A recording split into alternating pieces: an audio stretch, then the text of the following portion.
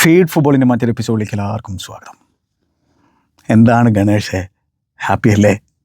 എന്ത് ചോദ്യമാണ് ഈ ചങ്ങായി ചോദിക്കുന്നത് എന്നല്ലേ ഇപ്പം നിങ്ങളുടെ മനസ്സിലൂടെ പോയിട്ടുണ്ടാവുക? സത്യം പറഞ്ഞു, ഇന്നലെ എത്ര പേര് കരഞ്ഞു? ഇന്നലെ എത്ര പേരുടെ കണ്ണിൽ നിന്ന് വെള്ളം വന്നു? വല്ലാത്തൊരു നിമിഷമാണിത് ഒരു ആർസണൽ ഫാനെ സംബന്ധിച്ചിടത്തോളം.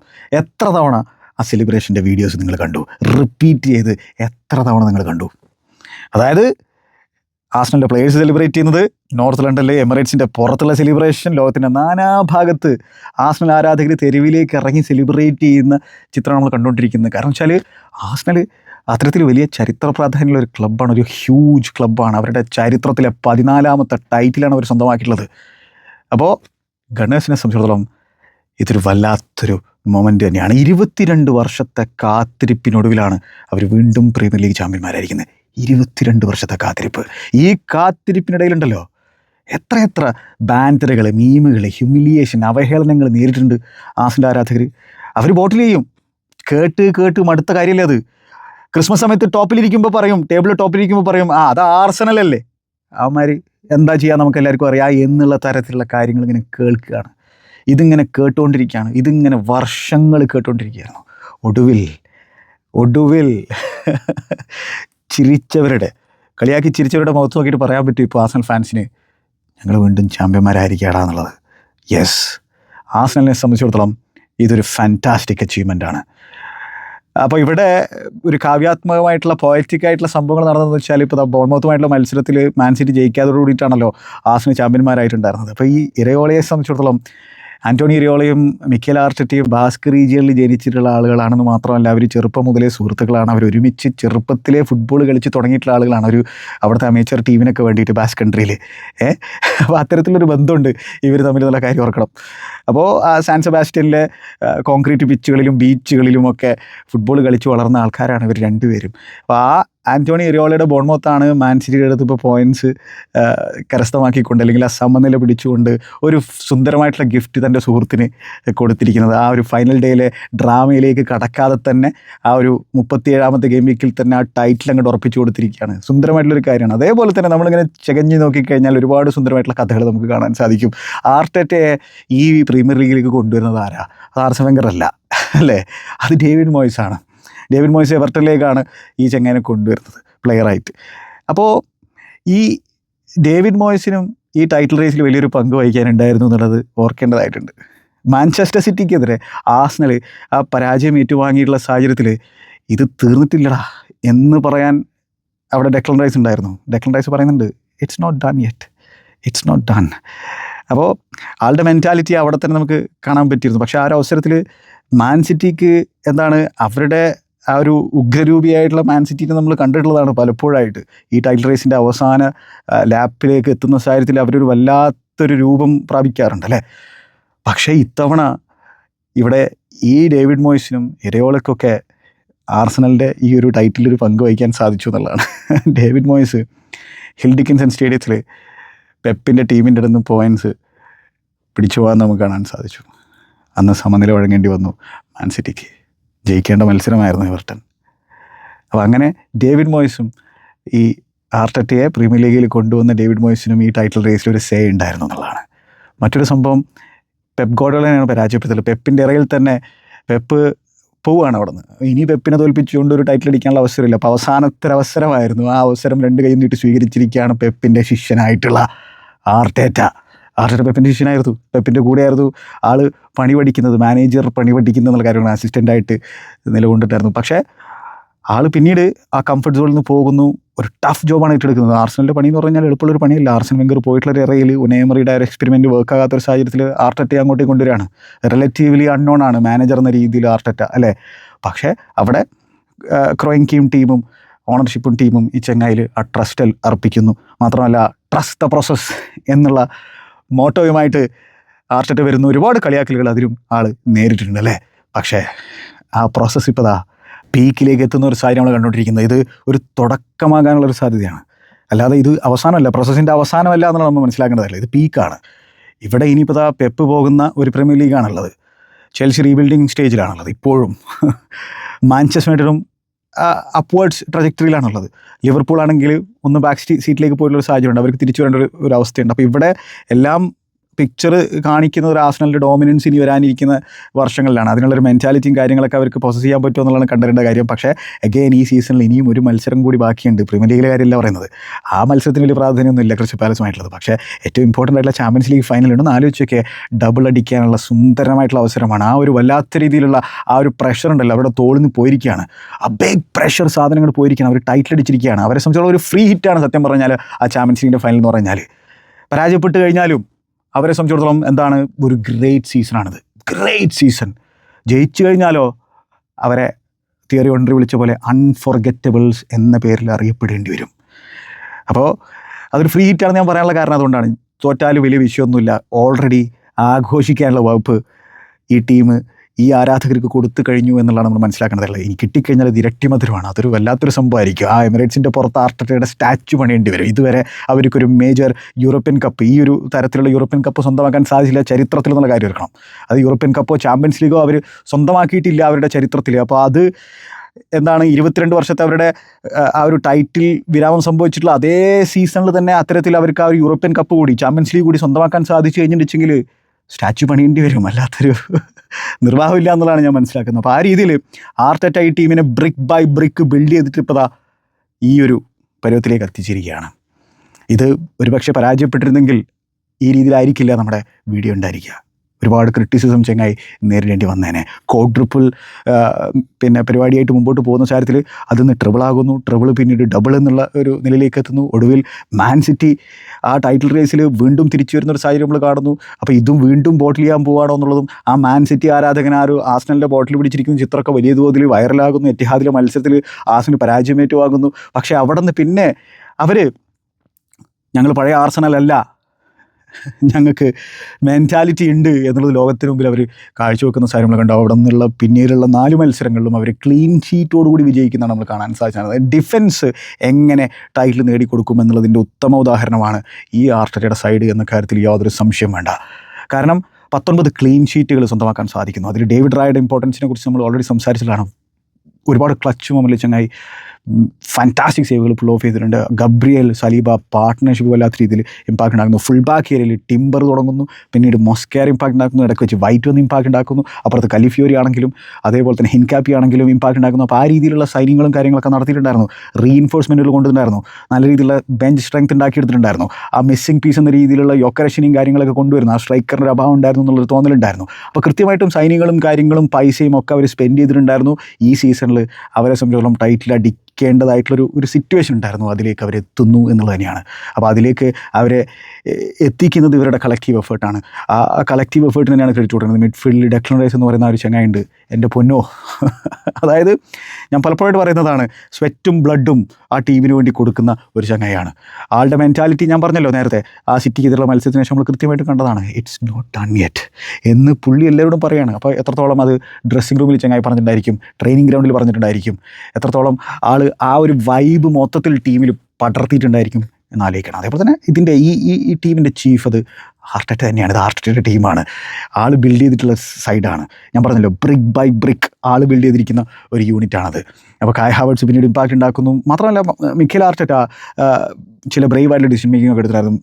ലൂയിസ് കെല്ലി എനിക്കൊന്ന് 3rd ചോയ്സോ ഒക്കെ ലെഫ്റ്റ് ബാക്കായിട്ട് മാറിയിട്ടുണ്ടായിരുന്നു. പക്ഷേ ആളിനെ ബ്രേവ് ആകേണ്ട ഒരു സാഹചര്യം വന്നപ്പോൾ ആളുടെ മിഡ്ഫീൽഡ് സ്റ്റാർട്ട് ചെയ്യിപ്പിക്കാൻ തുടങ്ങും. സുബിമെൻഡിയുടെ ഫോം താഴോട്ട് പോകുന്ന സാഹചര്യത്തിൽ അതൊക്കെ ഒരു ബ്രേവറിയാണ് അദ്ദേഹത്തിൻ്റെ ഭാഗത്ത് നമ്മൾ കണ്ടിട്ടുണ്ടായിരുന്നത്. ബുക്കായോ സാക്കയുടെ കൃത്യമായിട്ടുള്ള സമയത്തുള്ള തിരിച്ചറിവ് ടീമിനെ ഹെൽപ്പ് ചെയ്യുന്നു. അതേപോലെ തന്നെ എന്താണ്, ഈവൻ യങ് പ്ലെയർ ആയിട്ടുള്ള മാക്സ് ഡോമൻ ഇപ്പോൾ പ്രീമിയർ ലീഗ് ടൈറ്റിൽ അടിക്കുന്ന ഏറ്റവും പ്രായം കുറഞ്ഞ താരമായിട്ട് മാറിയിരിക്കുകയാണ്. ആളുടെ എവർട്ടനുമായിട്ടുള്ള ആ ഒരു ഗോൾ ആരെങ്കിലും മറക്കോ? ഒരിക്കലും മറക്കില്ല. അപ്പോൾ ആ രീതിയിൽ ഇത് ഇപ്പോൾ ബുക്കായോ സാക്കയെ പോലെ മാക്സ് ഡോമനെ പോലെയുള്ള ഈ അക്കാഡമി പ്രൊഡക്റ്റുകളെ സംബന്ധിച്ചിടത്തോളം ഉണ്ടല്ലോ, അതൊരു വല്ലാത്ത റിലീഫാണ്. ആലോചിച്ച് നോക്കിയാൽ 22 വർഷങ്ങൾക്ക് മുമ്പാണ് അവർ അവസാനമായിട്ട് ടൈറ്റിൽ അടിക്കുന്നത്. മാക്സ് ഡോമനൊന്നും ജനിച്ചിട്ടില്ല. ബുക്കായോ സാക്കയ്ക്ക് അത്രയേ പ്രായമുള്ളൂ. ഒന്ന് ആലോചിക്കണം. അപ്പോൾ ഇതൊക്കെ അവരെ സംബന്ധിച്ചോളം വല്ലാത്ത രീതിയിലുള്ള ഒരു അനുഭൂതി കൊടുക്കുന്ന തരത്തിലുള്ള സംഭവമാണ്. ബുക്കായോ സാക്ക വെറുതെ ഒന്നല്ല, മത്സരത്തിന് ശേഷം ഇവരെല്ലാവരും കൂടിയിട്ടാണ് കളി കാണുന്നുണ്ടായിരുന്നത്. ഈ ബോൺമൗത്ത് മാൻ സിറ്റി മത്സരം അവർക്ക് സെൻസ് ചെയ്യാൻ പറ്റുന്നുണ്ടായിരുന്നു. ഞാൻ ഇന്നലെ തന്നെ പറഞ്ഞിട്ടുണ്ടായിരുന്നു, അവർ തൊട്ടടുത്ത് എത്തി നിൽക്കുന്നുണ്ട്, അവർക്ക് ആ മണം കിട്ടുന്നുണ്ട് പ്രീമിയർ ലീഗ് ടൈറ്റിലിൻ്റെ. അപ്പോൾ അതിനായിട്ട് അവരെല്ലാവരും ഒത്തുകൂടി ഇരുന്ന് കാണുകയാണ്. അതായത് എറിയോളയുടെ ടീം പണി കൊടുക്കുന്നൊരു തോന്നൽ അവർക്കുണ്ടായിരുന്നു. എറിയോളയുടെ ടീം ബ്യൂട്ടിഫുള്ളായിട്ടാണ് കളിച്ചത്. അവരുടെ ആ അൺബീറ്റൻ റൺ അവർ തുടരുകയാണ്. മാത്രമല്ല അവർ യൂറോപ്പിലേക്ക് ചരിത്രത്തിൽ ആദ്യമായിട്ട് പ്രവേശിക്കുകയാണ്. അതൊക്കെ സെപ്പറേറ്റ് ആയിട്ട് സംസാരിക്കേണ്ട തരത്തിൽ സംഭവമാണ്. എറിയോള വല്ലാത്തൊരു പണിയാണ് അവിടെ എടുത്തിട്ടുള്ളത്. അപ്പോൾ അങ്ങനെ എന്താണ് ക്രൂപ്പി ജൂനിയർ മറ്റൊരു ടീനേജ് സെൻസേഷൻ ഗോൾ അടിക്കുന്നു, ബ്യൂട്ടിഫുൾ ഗോൾ അടിക്കുന്നു. പിന്നീട് മാൻ സിറ്റിക്ക് ഒരു ഉത്തരം കിട്ടുന്നില്ല. പലതരത്തിലുള്ള ചേഞ്ചസ് വരുത്തി നോക്കി പെപ് ഗാർഡിയോള. പലതരത്തിലുള്ള ചേഞ്ചസ് വരുത്തുമ്പോൾ ഒരുപാട് ഓവർ അറ്റാക്കിംഗ് ചേഞ്ചസ് വരുത്തിയപ്പോൾ ബാലൻസ് നഷ്ടപ്പെടുന്ന ഒരു സാഹചര്യം നമ്മൾ കാണുന്നു. ഒടുവിൽ ഇഞ്ചുറി ടൈമിലാണ് ഹാലൻഡിൻ്റെ ഗോൾ പിറക്കുന്നത്, 1-1 പക്ഷേ പിന്നെ 1 മിനിറ്റ് മാത്രമേ ബാക്കി ഉണ്ടായിരുന്നുള്ളൂ. ആ 1 മിനിറ്റിൽ ഒരു ഗോൾ കണ്ടെത്താൻ മാൻ സിറ്റിക്ക് സാധിക്കുന്നില്ല. പിന്നീട് നമ്മൾ കാണുന്നത് ആർസണൽ പ്ലേയേഴ്സിൻ്റെ സെലിബ്രേഷനാണ്. ഹിൻകാപ്പിയെ സെലിബ്രേറ്റ് ചെയ്യുന്നു. ആ ആർസണൽ ബോട്ടിൽ കയ്യിലുണ്ട് ആളുടെ. അതേപോലെ തന്നെ മത്സരത്തിന് ശേഷം എവരെച്ചി ഏസെ സ്റ്റോറി ഇടുന്നു. ഒഡെഗാർഡ് ആർസണൽ ബോട്ടിലുമായിട്ട് സെലിബ്രേറ്റ് ചെയ്യുന്ന സാഹചര്യം നമ്മൾ കാണുന്നു.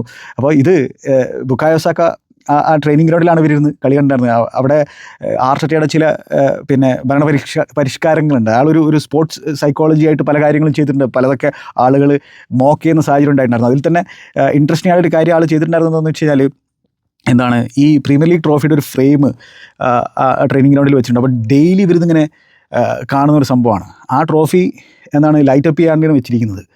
എപ്പോൾ ടൈറ്റിൽ അടിക്കുന്നോ അപ്പോഴേ അത് ലൈറ്റപ്പ് ചെയ്യുള്ളൂ. അതിങ്ങനെ ഒരു ബ്ലാക്ക് ഫ്രെയിമായിട്ട് ഇങ്ങനെ ഇരിക്കുക. അപ്പോൾ ഇത് ഇവരിങ്ങനെ ഡെയിലി കണ്ടുകൊണ്ടിരിക്കുക അവർ ട്രെയിനിങ് ഗ്രൗണ്ടിൽ വരുന്ന സാഹചര്യത്തിലൊക്കെ. അതൊരു എക്സ്ട്രാ മോട്ടിവേഷൻ അവർക്ക് കൊടുക്കുന്ന ഒരു കാര്യമാണെന്നാണ് പറഞ്ഞത്. അപ്പോൾ ഈ ടൈറ്റിൽ അടിച്ചുള്ള സാഹചര്യത്തിൽ ബുക്കായോ സാക്ക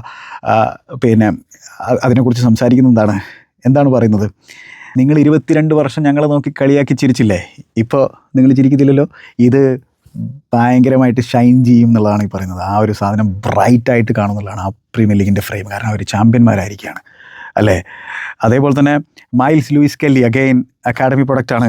ലൂയിസ് കെല്ലിനെ സംബന്ധിച്ചിടത്തോളം ആൾക്ക് വേണ്ടിയിട്ടും ബുക്കായോ സാക്ക ഒരു വീഡിയോ ഒക്കെ എടുത്ത് കൊടുക്കുന്നുണ്ടായിരുന്നു. നമ്മളെ ബോട്ടിലേഴ്സ് എന്നാണ് വിളിച്ചിട്ടുണ്ടായിരുന്നത്.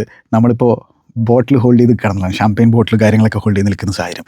അപ്പോൾ ആ രീതിയിൽ ഇതൊരു വല്ലാത്ത സെലിബ്രേഷനാണ്. കലിഫിയറുടെ ബർത്ത്ഡേ ആണ്. ഇത് വല്ലാത്തൊരു ഒരു അവസരമാണ് അദ്ദേഹത്തിന് കിട്ടിയിട്ടുള്ളത്. ഒന്ന് ആലോചിച്ച് നോക്കിയാൽ ബർത്ത്ഡേ ദിവസം തന്നെ ചാമ്പ്യന്മാരാകുക, സെലിബ്രേറ്റ് ചെയ്യുന്ന ഒരവസരം.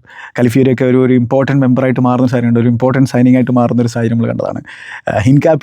ഹിൻകാപ്പിയുടെ ട്രൗസർ ഊരി പോയിട്ടുള്ള സാഹചര്യമാണ് ആളുകളൊക്കെ ചിരിച്ചുകൊണ്ടിരിക്കുന്നത്. ഈവൻ ടീംമേറ്റ്സും ആളിനെ അത് വെച്ച് കളിയാക്കുന്ന സാഹചര്യം ഉണ്ടായിരുന്നു. പക്ഷേ വല്ലാത്തൊരു സെലിബ്രേറ്റ്, വല്ലാത്തൊരു എന്താ പറയുക, ഒരു ഫാമിലി അറ്റ്മോസ്ഫിയർ ഉണ്ട് ഈ ആർസണൽ സൈഡിൽ എന്നത് ഓർക്കേണ്ടതായിട്ടുണ്ട്. ഈ പുതിയ സൈനിങ്ങും ഈവൻ അക്കാഡമി പ്രൊഡക്റ്റുകൾക്കൊക്കെ ഈ ആർസണൽ ഒരു ഫാമിലിയാണ് എന്നുള്ളൊരു തോന്നലുണ്ടാക്കിയെടുക്കാൻ, അല്ലെങ്കിൽ അത്തരത്തിലൊരു ബോണ്ട് ഉണ്ടാക്കിയെടുക്കാൻ ആർട്ടറ്റയ്ക്ക് സാധിച്ചിട്ടുണ്ട്. അത് തന്നെയാണ് ഒരു മാനേജർ എന്ന രീതിയിൽ ആർട്ടറ്റയുടെ വിജയം എന്നുള്ളതാണ്. ആളൊരു ഹെഡ് കോച്ചായിട്ടാണ് വന്നിട്ടുണ്ടായിരുന്നത്. പിന്നീട് വളരെ പെട്ടെന്ന് തന്നെ ആളെ മാനേജറാക്കി മാറ്റി.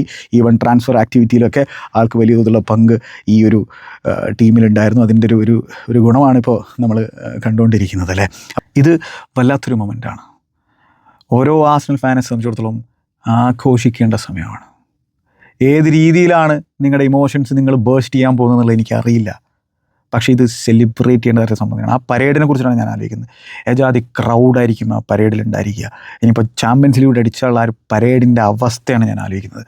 വല്ലാത്തൊരു സംഭവമായിരിക്കും. മാത്രമല്ല ലോകത്തിൻ്റെ നാനാഭാഗത്തുള്ള ആർസണൽ ആരാധകരും സെലിബ്രേറ്റ് ചെയ്യണം, ആഘോഷിക്കണം. കാരണം 22 വർഷത്തെ പെയിൻ എന്ന് പറഞ്ഞാൽ അത് ചെറിയ പെയിനല്ല.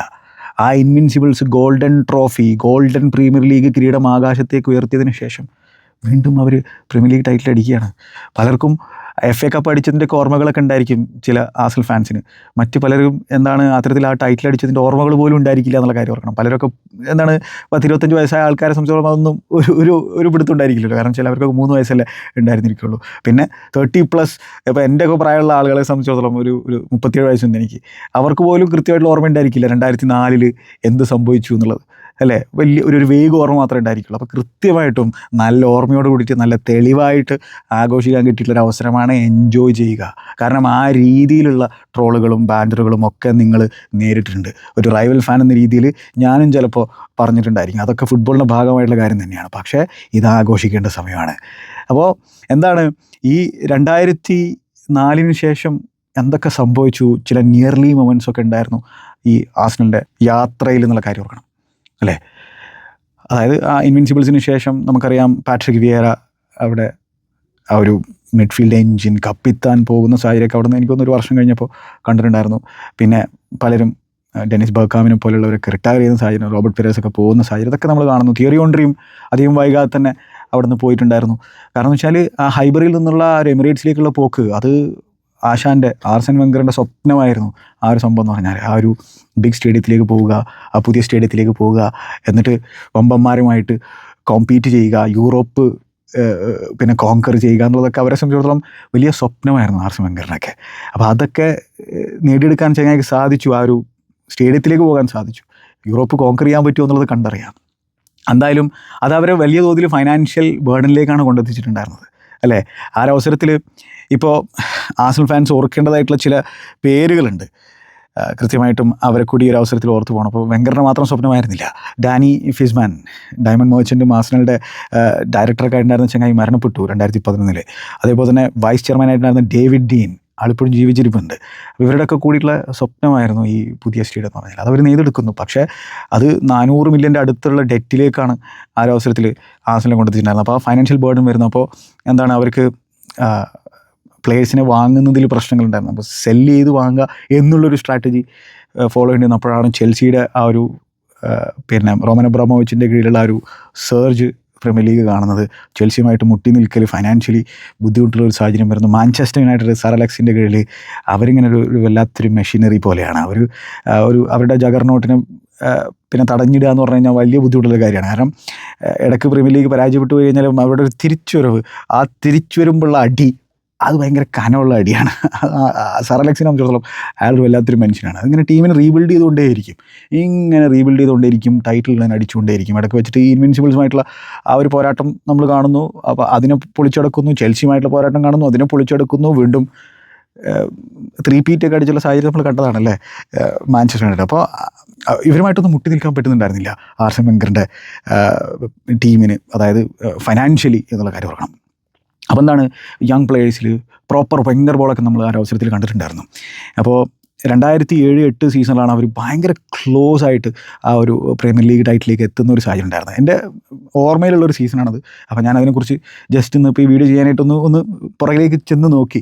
എൻ്റെ ഓർമ്മയിലുള്ളൊരു സീസണായിരുന്നു അത്. കാരണം വെച്ചാൽ അവർ ഗംഭീരമായിട്ടുള്ള ഫുട്ബോൾ കളിക്കുന്നു. ഭയങ്കര ഫ്ലൂയിഡ് ലിക്വിഡ് ഫുട്ബോളാണ് അന്ന് വെങ്കറുടെ ടീം കളിച്ചിട്ടുണ്ടായിരുന്നത്. അതും യങ് ടീമിനെ വെച്ചിട്ട് തിയറി ഓൺറിയൊക്കെ പോയിട്ടുള്ള സീസണാണ്. സെസ്ക് ഫാബ്രിഗാസിന് 20-കാരനായിട്ടുള്ള സെസ്ക് ഫാബ്രിഗാസിന് അഴിഞ്ഞാടാനുള്ള അവസരം ആർസൻ വെങ്കർ കൊടുക്കുന്നു. അങ്ങനെ ആ ടീമുണ്ടല്ലോ പ്രീമിയർ ലീഗിൽ 30 മത്സരങ്ങൾ കഴിയുമ്പോൾ ഒരേ ഒരു മത്സരം മാത്രം പരാജയപ്പെട്ടിട്ട് മിഡ് ഫെബ്രുവരി ആകുമ്പോൾ ടേബിളിൻ്റെ തലപ്പത്ത് 5 പോയിൻറ്റ്സിൻ്റെ ഡിഫറൻസിൽ ഇങ്ങനെ ഇരിക്കുകയായിരുന്നു. ചെൽസി ഉണ്ട്, മാഞ്ചസ്റ്റർ യുണൈറ്റഡ് ഉണ്ട് അവർക്ക് പുറകിൽ 5 പോയിൻറ്റ്സിൻ്റെ ആ ഒരു വ്യത്യാസത്തിൽ ഇങ്ങനെ ഇരിക്കുകയാണ്. അപ്പോൾ എന്നിട്ട് പിന്നെ ആ ഒരു മത്സരം ബർമിംഗ്ഹാമുമായിട്ടുള്ള മത്സരം, എനിക്ക് തോന്നുന്നു ആർസണൽ ഫാൻസിനൊക്കെ ഓർമ്മ ഉണ്ടായിരിക്കും ആ മത്സരം. കൃത്യം ഡേറ്റ് പറഞ്ഞാൽ ഫെബ്രുവരി 23. ആ മത്സരത്തിനിടയിലാണ് എഡ്വാർഡോ സിൽവക്ക് ആ ഒരു മേജർ ഇഞ്ചുറി സംഭവിക്കുന്നത്, ഫ്രാക്ചർ സംഭവിക്കുന്നത്. എഡ്വാർഡോ സിൽവനെ ഓർമ്മ ഉണ്ടായിരിക്കും ആളുകൾക്ക്. അപ്പോൾ അത് ശരിക്കും ഈ ആർസണൽ ടീമിൻ്റെ താളം തെറ്റിക്കുന്ന തരത്തിലുള്ള ഒരു സംഭവമായിട്ട് മാറി. കാരണം വെച്ചാൽ അവർ എപ്പോഴും ആളുകൾ സംസാരിക്കുന്നൊരു കാര്യമാണ് മെൻ്റലി വീക്കാണ് ആർസണൽ എന്നുള്ളത് അല്ലേ. അതുകൊണ്ടാണ് അവരെ ബോട്ട്ലേഴ്സ് എന്നുള്ള രീതിയിൽ ലേബൽ ചെയ്യുന്നുണ്ടായിരുന്നത്.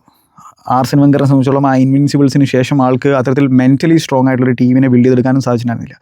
യെസ്, ഫൈനാൻഷ്യൽ റെസ്ട്രിക്ഷൻസും കാര്യങ്ങളൊക്കെ കുറേ നാളുകളുണ്ടായിരുന്നു. അതുകൊണ്ടാണ് ഒരു 9 വർഷക്കാലത്തെ ഒരു ട്രോഫിക്കായിട്ടുള്ള കാത്തിരിപ്പ് വേണ്ടി വന്നത് ആ സംബന്ധിച്ചോളം. പക്ഷേ പിന്നീട് ഫൈനാൻഷ്യലി അവർ സെറ്റായി തുടങ്ങി. ഈ ക്രോയിൻകിയൊക്കെ വന്നതിന് ശേഷം സ്റ്റാൻ ക്രോയിൻകി ഏറ്റെടുക്കുന്നു. ഉസ്മാനോവ് എന്ന് പറയുന്ന റഷ്യൻ ചങ്ങായി ഉണ്ടായിരുന്നു കേട്ടോ. ചെൽസിയിൽ മാത്രമല്ല റഷ്യക്കാരനുണ്ടായിരുന്നത് ഓണറായിട്ട്. ഈ ആർസണലിലും ഷെയറായിട്ട് ഉസ്മാനോവ് ഉണ്ടായിരുന്നു. എനിക്ക് 2018 ചങ്ങായി ആളുടെ ഷെയർ ക്രോയിൻകി എന്ന് പറയുന്ന ഈ അമേരിക്കക്കാരനെ വിറ്റിട്ട് പോയിട്ടുണ്ടായിരുന്നത്. ആൾ ഈ ഇൻറ്റേർണൽ സിവിൽ വാറും കാര്യങ്ങളൊക്കെ ഈ ആർസണലിൻ്റെ ബോർഡിനകത്ത് നടത്തുന്നുണ്ടായിരുന്നു ഈ പവർ പരിപാടിക്കായിട്ട്. പക്ഷെ അത് ക്രോയിൻകിയുടെ മുമ്പിൽ ആൾ അടിയറവ് പറഞ്ഞിട്ട് പോകേണ്ടി വന്നു. അല്ലെങ്കിൽ തന്നെ സാങ്ഷൻ കിട്ടിയാൽ പോകേണ്ട അവസ്ഥ വന്നേനെ, പിന്നെ റോമനൊക്കെ പോയപ്പോൾ തന്നെ. അതിന് മുമ്പേ തന്നെ ആളുടെ ഷെയർ വിറ്റിട്ട് പോയി. എനിക്കൊന്ന് 550 മില്യനോ അങ്ങനെ എന്തോ ഒരു പൈസക്ക് വിറ്റിട്ടാണ് പോയിട്ടുണ്ടായിരുന്നത്. അത്ര ചെറിയ പൈസക്കാണ് ക്രോയിൻകിയൊക്കെ ആളുടെ ഷെയറൊക്കെ മേടിച്ചിട്ടുണ്ടായിരുന്നത്. ക്രോയിൻകിയല്ല, ഉസ്മാനോവ് ഷെയറൊക്കെ മേടിച്ചിട്ടുണ്ടായിരുന്നത്. അങ്ങനെ എന്തായാലും ഈ ക്രോയിൻകികൾക്കെതിരെയൊക്കെ ആർസണൽ ഫാൻസിൻ്റെ പ്രൊട്ടസ്റ്റും കാര്യങ്ങളൊക്കെ ഇടയ്ക്ക് വെച്ചിട്ടൊക്കെ നടത്തിയിട്ടുണ്ടായിരുന്നു. അതൊക്കെ വേറെ കാര്യം. അപ്പോൾ എന്തായാലും പിന്നെ ഈ സ്റ്റേഡിയത്തിൻ്റെ ആ ഒരു ഫൈനാൻഷ്യൽ ബേർഡൻ ഈ ടീമിനെ കുറേ നാൾ ഫൈനാൻഷ്യലി തളർത്തിയിട്ടുണ്ടായിരുന്നു. പ്രത്യേകിച്ച് അപ്പുറത്ത് ഈ പറഞ്ഞ പോലെ വലിയ തോതിലുള്ള ചെൽസിയുടെയും മാഞ്ചസ്റ്റർ യുണൈറ്റഡിൻ്റെയൊക്കെ ആ ഒരു ഫൈനാൻഷ്യൽ പവറുണ്ട്, ഒപ്പം ടാക്റ്റിക്കലിയും അവിടെ ഇൻട്രസ്റ്റിംഗ് ആയിട്ടുള്ള പല അപ്പോയിൻമെൻറ്റുകൾ നടന്നല്ലോ. ചെൽസിയിലാണെങ്കിലും മാഞ്ചസ്റ്ററിൽ പിന്നെ സർ അലക്സ് ഉണ്ട്. അപ്പോൾ അങ്ങനെ ഈ മത്സരത്തിന് ശേഷം ഈ എഡ്വാർഡോക്ക് ആ ഒരു ഫ്രാക്ചർ സംഭവിച്ചുള്ള സാഹചര്യത്തിൽ ബർമിംഗ്ഹാമിനെതിരെ 2-1 ലീഡൊക്കെ എടുത്തിട്ടുണ്ടായിരുന്നെങ്കിലും ആ മത്സരം 2-2 എന്നുള്ള സമനില അവസാനിക്കണം. അപ്പോൾ ക്യാപ്റ്റനായിട്ടുള്ള വില്യം ഗലാസ് ഈ ചെങ്ങായി കരയാണ്.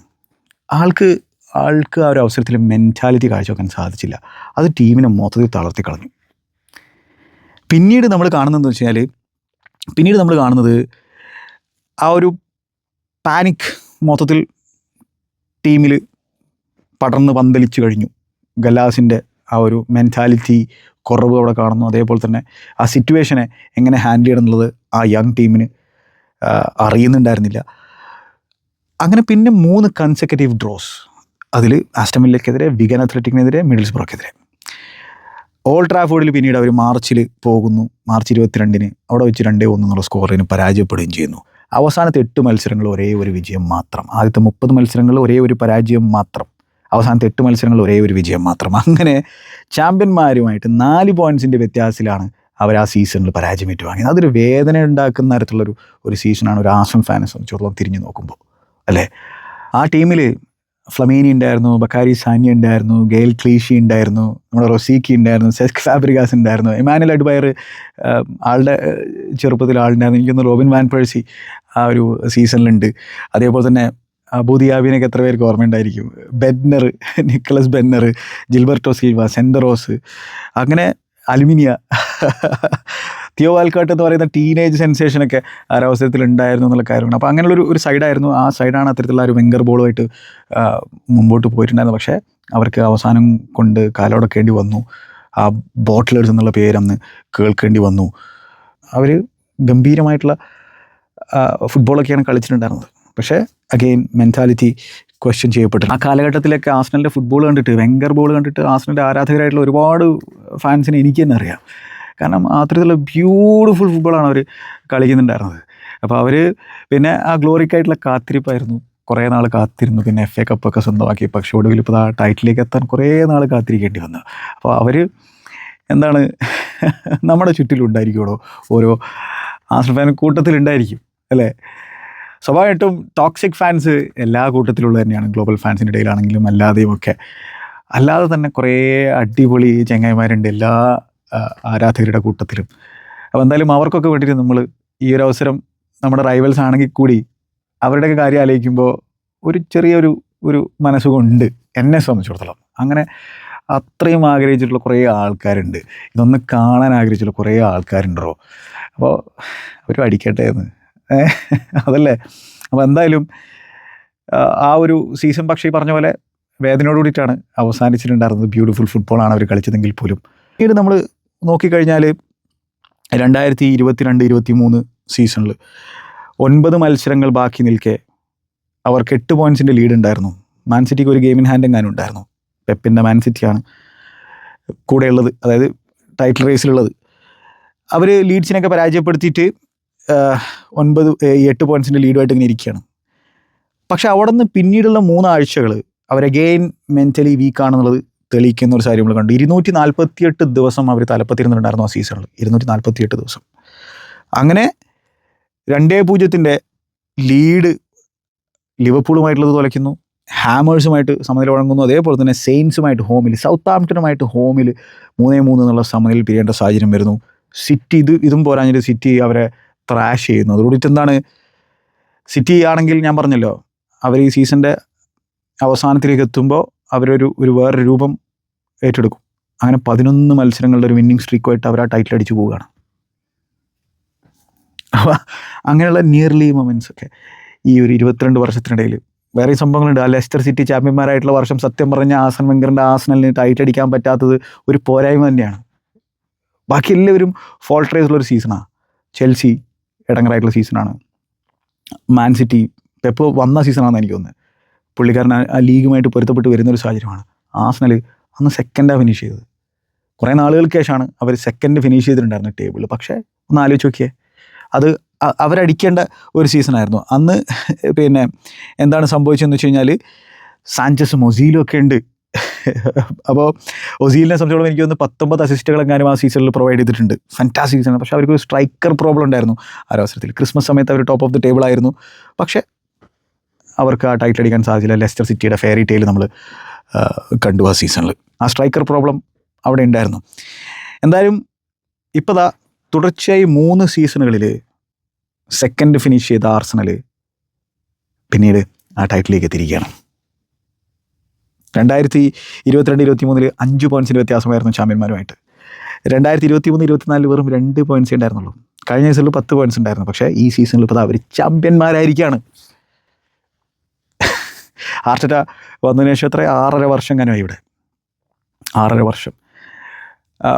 ആർസൻ വെങ്കർ ആ ലെസ്റ്റർ സിറ്റിക്കെതിരെ ടൈറ്റിൽ അടിക്കാൻ പറ്റാത്ത സാഹചര്യത്തിലും അവർ champions league qualification season in season after നടത്തുന്നുണ്ടായിരുന്നു. അത്തരത്തിൽ ആ ഒരു കൺസിസ്റ്റൻസി അവർക്ക് മെയിൻറ്റെയിൻ ചെയ്യാൻ പറ്റുന്നുണ്ടായിരുന്നു. പക്ഷേ അവിടെ നിന്ന് പിന്നീട് വെങ്കർ ഔട്ട് എന്ന രീതിയിലേക്ക് പോലും കാര്യങ്ങൾ എത്തിയിട്ടുണ്ടായിരുന്നു. വെച്ചാൽ അവർ ചാമ്പ്യൻസ് ലീഗ് ക്വാളിഫിക്കേഷൻ ചെയ്യാൻ പറ്റാത്ത സാഹചര്യം വരുന്നു. അങ്ങനെയാണ് വെങ്കർ ഒന്ന് ഇവിടെ ഇറങ്ങിപ്പോകുന്നത്. വെങ്കർ പോയിട്ടുള്ള സാഹചര്യത്തിൽ ആര് വരുന്നു? ഉനായ് എമറിനെ കൊണ്ടുവരുന്നു.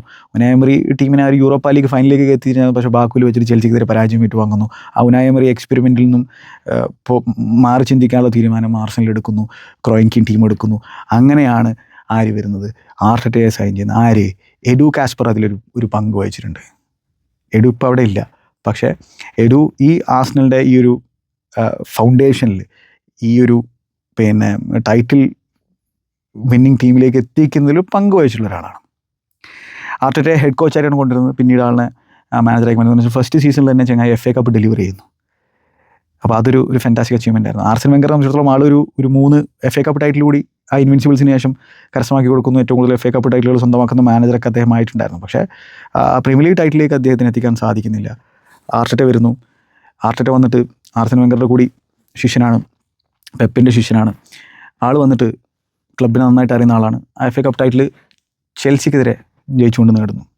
പക്ഷെ പിന്നീട് ഇപ്പോൾ ഈ പ്രോസസ്സിന് 6 വർഷം എടുത്തു അവരെ ആ ഒരു ടൈറ്റിലേക്ക് എത്തിക്കാൻ. പലതരത്തിലുള്ള ചേഞ്ചസ് സംഭവിച്ചിട്ടുണ്ട്.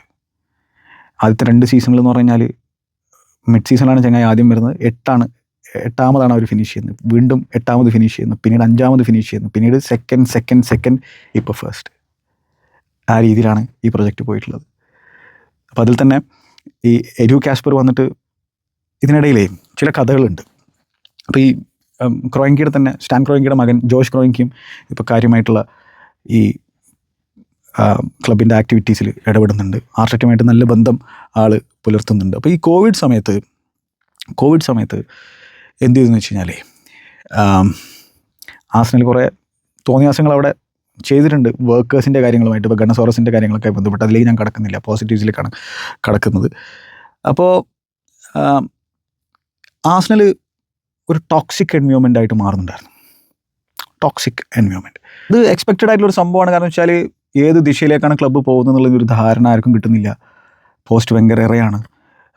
റിലേറ്റീവ്ലി അൺനോൺ ആയിട്ടുള്ള ഒരു മാനേജർ എന്ന രീതിയിൽ അൺനോൺ ആയിട്ടുള്ള ആർട്ടറ്റയാണ് വരുന്നത്. ഇനി എന്ത് സംഭവിക്കുന്നുള്ളൊരു ധാരണ കിട്ടുന്നില്ല. അപ്പോൾ ഈ ടോക്സിക് ആണ് എന്നുള്ളതിൻ്റെ ഒരു കാരണം, അത് പുറത്ത് ഫാൻസിൻ്റെ ഇടയിൽ ടോക്സിക് ആ ഒരു സംഭവം ഉണ്ടെങ്കിൽ പോലും ഇത് അകത്തും ഉണ്ട് എന്നുള്ളത് മനസ്സിലാക്കിയെടുക്കുന്ന ആർട്ടറ്റയാണ്. ആൾ വന്ന പാടെ തന്നെ ഈ ഒരു മൊത്തം അവിടെയുള്ള സ്റ്റാഫുമായിട്ടൊരു സർവേ നടത്തി, ഒരു ഇൻറ്റേർണൽ സർവേ നടത്തി. അപ്പോൾ അതിനാണ് ഈ എൻവയോൺമെൻറ്റ് ടോക്സിക് ആണെന്നുള്ള ആൾക്ക് കൃത്യമായിട്ടും ബോധ്യപ്പെടുന്നത്. അപ്പോൾ അത് മാറ്റാനുള്ള കാര്യങ്ങൾ ചെയ്യണം അല്ലേ. അപ്പോൾ ഈ മാത്രമല്ല ആർട്ടറ്റയെ സംബന്ധിച്ചിടത്തോളം ഇൻട്രസ്റ്റിംഗ് ആയിട്ടുള്ള പല എക്സ്പെരിമെൻറ്റുകളും ആൾ ചെയ്തിട്ടുണ്ട്. ഒരു സൈക്കോളജിസ്റ്റിനെ പോലെ ആൾ പലരും പോകാത്ത വഴിയിലൂടെ പോകാൻ ശ്രമിച്ചിട്ടുണ്ട് ആൾ.